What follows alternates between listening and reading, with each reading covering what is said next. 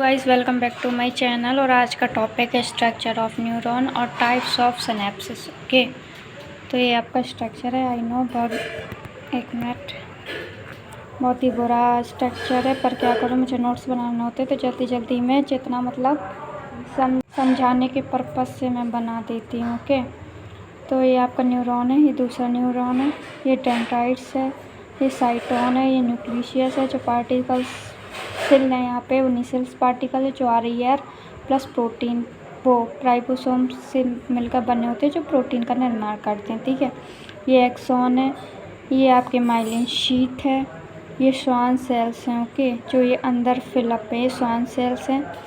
ये आपके synaptic knob हैं। ठीक है, ये फिजिकल रूप से नहीं जुड़े होते हैं तो इसको क्या कहते हैं, सिनेप्सिस।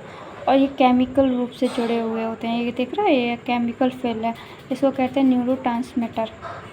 ओके गाइस, तो ये जनरल ये पॉइंट्स हो गए आपके न्यूरॉन के बारे में। न्यूरॉन को हम लोग नर्व सेल्स भी कहते हैं। ठीक है, जो न्यूरॉन और नर्व सेल्स भी कहते हैं, जो ये ब्रेन सेल्स होते हैं। ठीक है, और ये देखो यहाँ पे ओवरव्यू क्या है, सिग्नल डेंड्राइट द्वारा ग्रहण होते हैं। ठीक है, सिग्नल डेंड्राइट द्वारा ग्रहण होते हैं। ये जो मतलब यहाँ से जो सिग्नल आएंगे वो किसके द्वारा, जो डेंड्राइट्स होते हैं ना, इसके द्वारा यहाँ पर रिसेप्टर प्रेजेंट होते हैं, तो उनके द्वारा ये रिसीव कर लेते हैं सिग्नल। ठीक है, डेंड्राइट से सिग्नल साइटोन से होते हुए एक्सॉन की दशा में आगे बढ़ते हैं। साइटोन में न्यूक्लियस ग्रैन्यूल्स पाए जाते हैं, RER प्लस राइबोसोम के बने होते हैं। इसके जो सिग्नल होते हैं वो यूनिडायरेक्शनल मतलब एक ही दिशा में फ्लो करते हैं। दूर बट मतलब ये सब मैंने बता दिया। ये जो 2 न्यूरॉन हैं वो फिजिकल रूप से नहीं जुड़ते हैं, इसको कहा जाता है सिनेप्सिस। ये केमिकल रूप से जुड़ते हैं, जिसको कहा जाता है न्यूरोट्रांसमीटर। ओके, तो अब हम लोग देखेंगे टाइप ऑफ सिनेप्सिस। ये टाइप ऑफ न्यूरॉन है, यूनिपोलर, बाईपोलर और मल्टीपोलर। ये भी देख लो आप लोग। एक एक्सॉन प्रेजेंट होता है, डेंड्राइट्स एब्सेंट होते हैं एम्ब्रियो में, प्रेजेंट ओनली एम्ब्रियो। ये बाईपोलर है, इसमें एक एक्सॉन प्लस एक डेंड्राइट प्रेजेंट होते हैं, और ये प्रेजेंट होते हैं आपके रेटिना जो आई में होता है। और ये मल्टीपोलर न्यूरॉन है, जिसमें एक एक्सॉन तथा 2 से ज़्यादा डेंड्राइट प्रेजेंट इन सेरिबेरल मतलब जो हमारा कॉर्टेक्स है उसमें प्रेजेंट होता है। ठीक है, अब हम लोग बात करेंगे टाइप ऑफ सिनेप्सिस। देखो, एक न्यूरॉन में 100 मिलियन न्यूरॉन पाए जाते हैं, मतलब ह्यूमन में 100 बिलियन न्यूरॉन पाए जाते हैं। टाइप ऑफ सिनेप्सिस है, एक है इलेक्ट्रिकल, एक है आपका केमिकल। इलेक्ट्रिकल में देखो ये दोनों डेंड्राइट्स हैं, इसमें स्पेस आपको कम दिख रहा है, इसमें स्पेस आपको ज़्यादा दिख रहा है। तो ये देखो, ये उछल के तो सिग्नल आते हैं, तो ये डायरेक्ट जंप कर जाते हैं, तो इसको कहते हैं आपका इलेक्ट्रिकल सिनेप्सिस।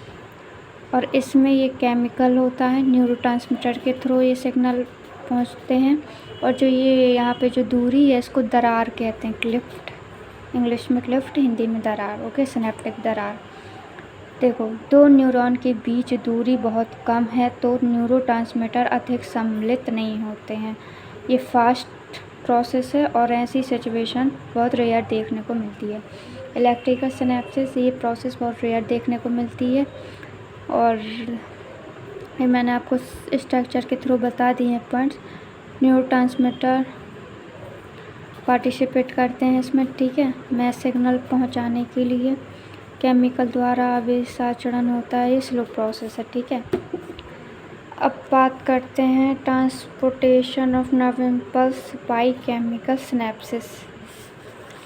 तो हम लोगों को अब ये पोर्शन डिटेल में देखना है कि कैसे सिग्नल यहाँ पे होते हैं, तो कैसे ये लोग डेंड्राइट्स तक पहुँचते हैं। तो एक और स्ट्रक्चर है जो आपका NCERT में दिया हुआ है, आप लोग देख सकते हो।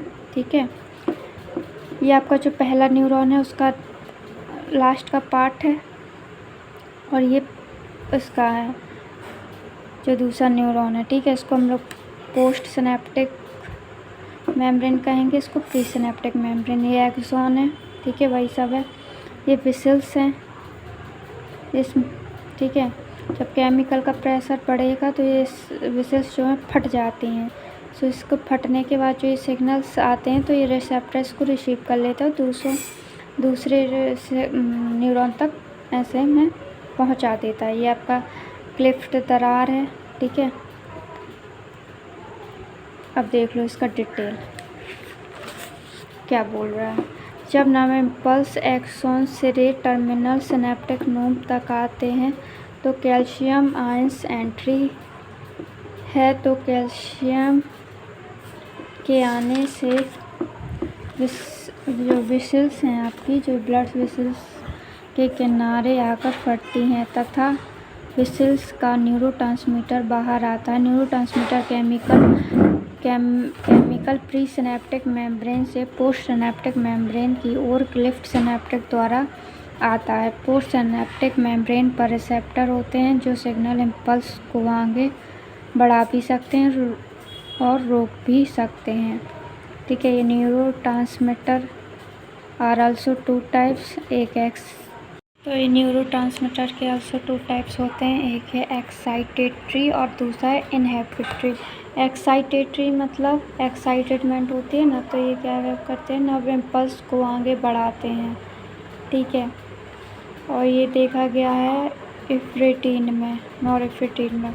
और इनहिबिटरी मतलब जो रोकते हैं सिग्नल्स को, जो सिग्नल को रोकते हैं, इनहिबिट करते हैं, ठीक है।